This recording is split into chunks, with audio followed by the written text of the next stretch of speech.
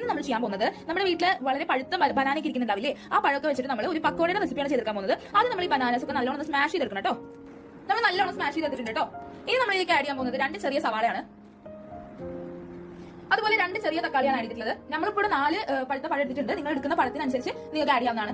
2 പച്ചമുളകാണ്, ഇനി ഒരു 1/2 ടീസ്പൂൺ മഞ്ഞൾപ്പൊടി, 1 ടീസ്പൂൺ മുളക് പൊടി. ഇനി ഇതിലേക്ക് നമ്മൾ 1 കപ്പ് കടലമാവാണ് ആഡ് ചെയ്യാൻ പോകുന്നത്.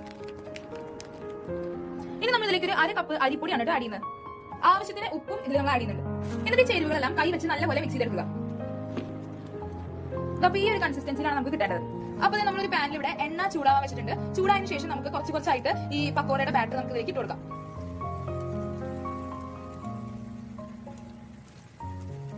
അപ്പൊ നമ്മുടെ പക്കോടയൊക്കെ ഇവിടെ റെഡി ആയിട്ടുണ്ട് കേട്ടോ. ഇതെല്ലാവരും വീട്ടിൽ ട്രൈ ചെയ്ത് നോക്കേണ്ട ഒരു സാധനം തന്നെയാണ്. കാരണം നല്ല ക്രിസ്പിയും നല്ല ക്രഞ്ചി ആയിട്ടുള്ള ഒരു പക്കോടയാണ്, സ്നാക്കാണിത്. അപ്പൊ ഇതിൽ ആവശ്യത്തിന് അതിലും ചെറിയൊരു പുളിയും ചെറിയൊരു എരിവും കൂടിയിട്ടുള്ള ഒരു നല്ലൊരു ഈവനിങ് സ്നാക്കാണ്. എല്ലാവരും